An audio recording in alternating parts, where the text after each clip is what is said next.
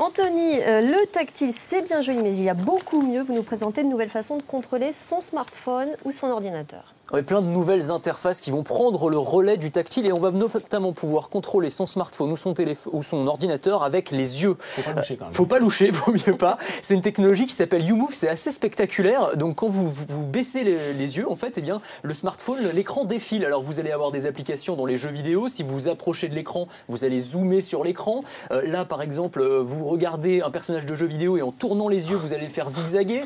Ça, c'est quand même pas mal. Et puis, bah voilà, si vous clignez des yeux, vous pouvez ouvrir une application, etc. Donc il y a plein d'applications possibles. Pourquoi je vous en parle aujourd'hui? Parce que ce soir, il y a Samsung qui doit présenter son nouveau Galaxy S4 qui va concurrencer l'iPhone et il se murmure que ça pourrait incorporer une technologie comme celle-là de eye scrolling, comme on dit. Voilà, ça pourrait arriver donc très bientôt chez les opérateurs. Pour attaquer le marché américain, des bracelets qui vous transforment, c'est le rêve de Sandra, en Jedi. Ah bah oui, en maître Jedi, super bien, les bracelets Talmic Labs ça s'appelle, et donc vous allez pouvoir contrôler un hélicoptère par exemple simplement en bougeant les bras, la force comme dans Star Wars. Donc en fait c'est des bracelets qui contrôlent les mouvements de vos avant-bras et de votre activité nerveuse, et en fait ça va être connecté à toutes sortes d'appareils électroniques, et donc vous allez pouvoir gérer des tableaux comme ça pendant les réunions, c'est quand même assez sympa, ça a une autre tronche que les PowerPoint. Là vous êtes dans la cuisine pour pas salir l'écran pendant que vous avez les mains grasses, et pareil, c'est pas mal, hein. Et puis voilà, même un véhicule on pourrait simplement le contrôler, le faire tourner à gauche en tournant du poing, enfin toutes sortes d'applications comme ça, c'est quand même assez spectaculaire là encore.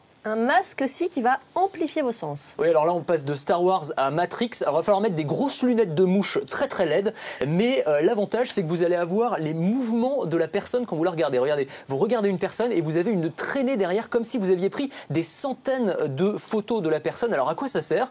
Eh bien notamment pour les sportifs, pour analyser leur performance, on va pouvoir suivre au millimètre près en fait les mouvements d'un footballeur, d'un plongeur par exemple. Pour les juges qui vont juger les plongeurs, ça peut être assez pratique. Et donc voilà, il faudra mettre ces grosses lunettes. Ça s'appelle le projet Eidos. Bon, c'est pas encore commercialisé, c'est un prototype pour l'instant. Pouvoir rapetisser un peu les lunettes, c'est pas confortable. Ça pourrait être pas mal. Ouais. On pourra peut-être bientôt contrôler ces objets électroniques par la pensée. Oui, alors ça c'est une de mes marottes, les objets contrôlés par la pensée. Donc vous mettez un casque et en fait ça capte les signaux électriques envoyés par votre cerveau. Une des applications, exploser les pastèques.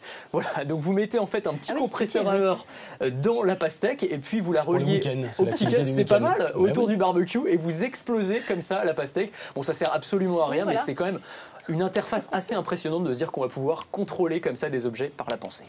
Merci Anthony.